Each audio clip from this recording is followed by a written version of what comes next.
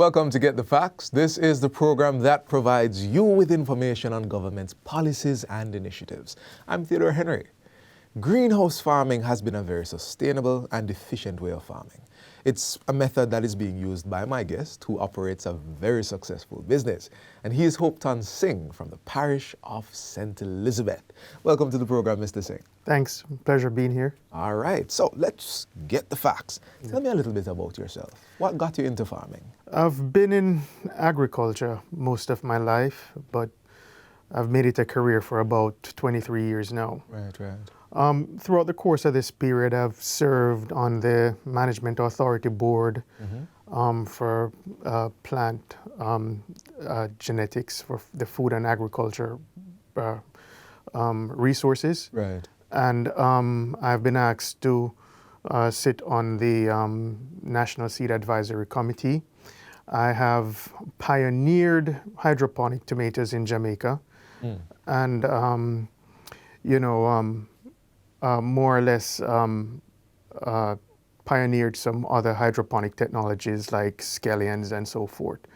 But I am a humble farmer, and I am married with 4 children. Right. Okay. So I got a bit of my next question already. You mentioned 23 years. Yes. That's it. But this is Get the Facts, so we have to do some definition sometimes. Yes. You've said hydroponic farming. Yes. Tell us a little bit about what hydroponics So the word hydroponics means water at work, all right? And essentially it's growing plants in a nutrient solution, right? with or without growing media. Now, if you're growing a leafy soil, green, you mean? Precisely. Right. Well, with hydroponics, it's completely soilless. We might use a soilless media, Right. and that's to physically anchor the plants. Oh, okay. So for a vine crop like a tomato or pepper plant, we need something to anchor the roots. For leafy greens like maybe lettuce, you could literally grow that in what we call an NFT channel, a nutrient film technique channel, Right. where you just use a nutrient solution to grow those. All right. Well, that's very interesting, because you mentioned some plants. You mentioned tomato in particular. Yes. That you've pioneered hydroponics. Right. Growing tomatoes in hydroponics. Yes. But before we talk a bit more about how you do what you do, I want to know a little bit more of your early story. When you started this, what was it like? Okay, well, 23 years ago when I decided to make agriculture as a career, I started out with papayas.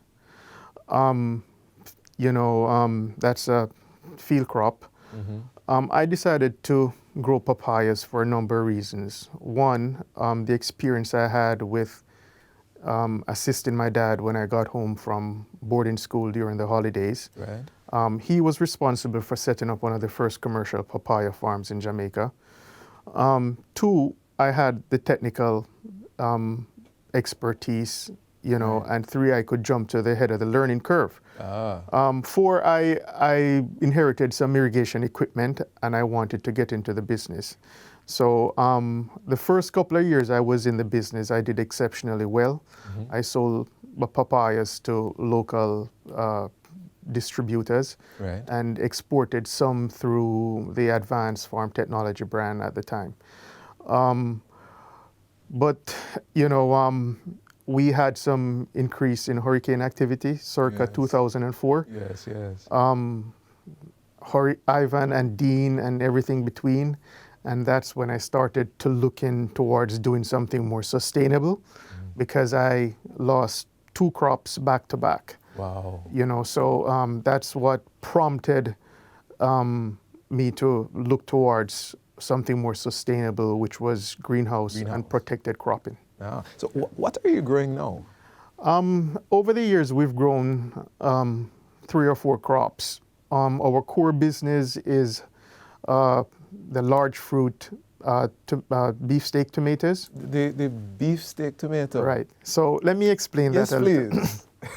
So most Jamaicans know a big tomato as a salad. Right. But as you know, salad is a dish comprised of lettuce and tomatoes and cucumbers and all of that. Some chicken. But the large fruit fruited varieties are generically called beefsteak tomatoes.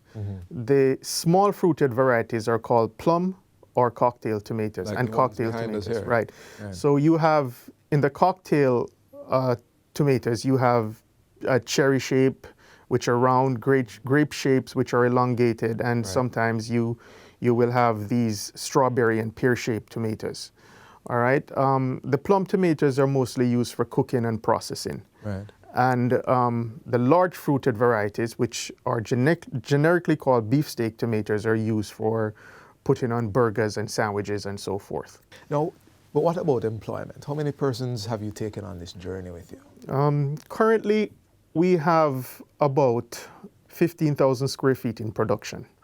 I use a formula to figure out how much labor I need. One person per 3,000 square feet. Right now, I have about 5 guys working for me. One full-time, but most are just casual labor that comes in to do a couple of days per week. Right, right. I have one guy that's been working with me for the past 20 years. Ah. And, you know, while I'm here now, he's at the farm. He is supervising some workers who are doing some leaf pruning, and he's basically holding the fort down until I get back. Yes. Yeah, so he's quite experienced in the whole plant husbandry aspect of the business. He knows how to program our computers and make changes if we need to. So I've trained them well. We're going to go to a short break, but Sure. this has been an inspiring conversation so far, and most importantly, an illuminating conversation with Hopeton Singh, one of Jamaica's successful greenhouse farmers. We continue our talk on the other side of this break. Stay with us.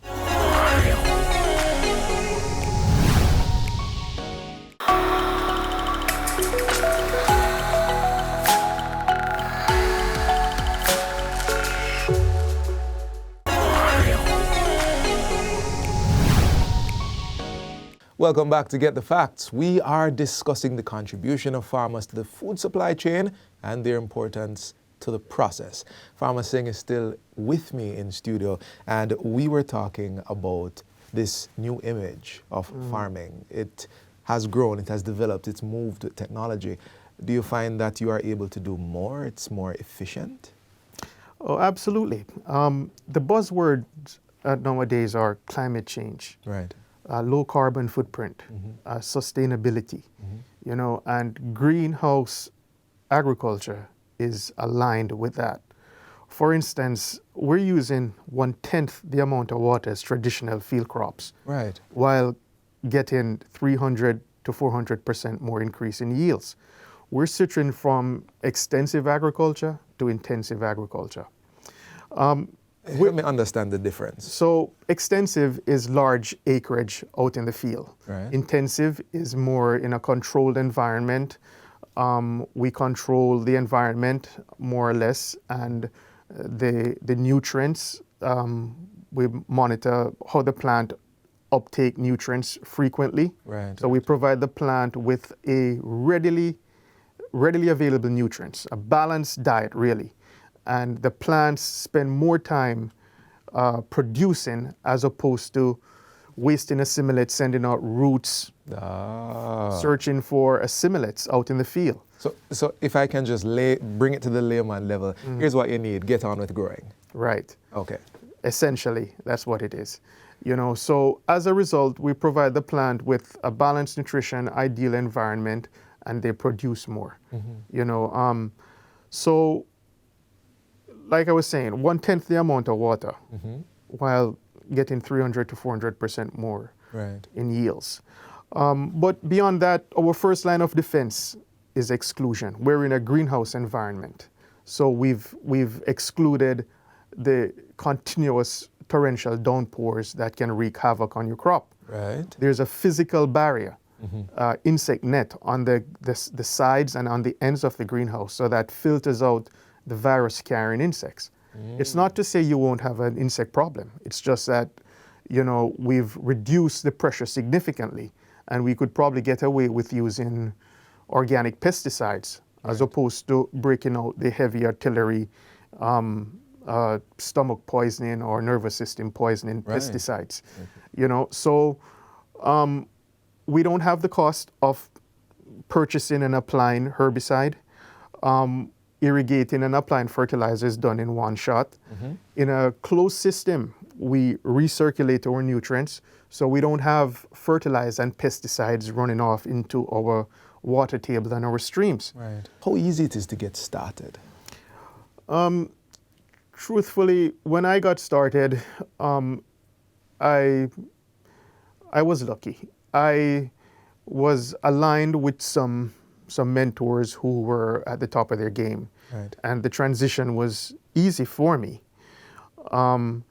But not everybody is in that position. What I would say to somebody who's trying to get into the game is to get educated. If you're from a financing background and you got redundant and you want to get into the agriculture, it's not a walk in the park. Right. It's very rewarding work, but you have to educate yourself on the concept of greenhouse hydroponic technology. You have to understand plant husbandry, nutrient management, integrated pest management. And all of that takes time. Right. Because number one, the investment is significant, and you don't want to get into something where you think it's a walk in the park and it turns out to be Pretty difficult. pretty difficult, more so than the job you just retired from. Right. or something like that. So I would advise anybody to get educated, know the facts, before you get started. I know RADA does a lot of that education. Yes. What has been your relationship with RADA? My relationship with RADA has been a pretty good one. I have to say the folks I've dealt with have been very helpful. And as you continue, I just want to mention, I want to hear about some of the ways you've worked together Yeah. and benefited from each other. Okay. So our extension officer would, normally come out for site visits, and they will get yield information from me. We'll talk about the crops we're growing, how we're doing it. Sometimes they will ask me to facilitate a meeting with a potential farmer or investor, and I would do so. Yeah. And they've assisted. A couple of months ago, I needed to add some extra water storage to my operation because we were having some problems, and they assisted me. They're not in a position to do a whole lot, but when they can help, they do help. Right. And I want them to know that I really appreciate that, But my parish, the folks in my parish office have been tremendously helpful to St. me. Elizabeth. Yes. Yes. Yes. I don't know if everybody has had that experience, but that is my personal experience. Your experience. Yeah. All right. I know that they do a lot of teaching as well. Yes. You've Yes. taken part in that. Yes. And as it relates to the greenhouse aspect of it, if somebody wants to get into the business, they would recommend them come into my farm and see how we operate. Yeah. All right. So there's a nice clear path for those who are watching. Go Yes. to RADA, Yes. have that conversation. And encouragement, but also it comes with an invitation. Get educated, learn. We can do this. This has been Get the Facts. Our guest was Hopeton Singh, a successful greenhouse farmer and a supplier to Jamaica's food chain. Thank you for watching, and until next time, I'm Theodore Henry. Take good care.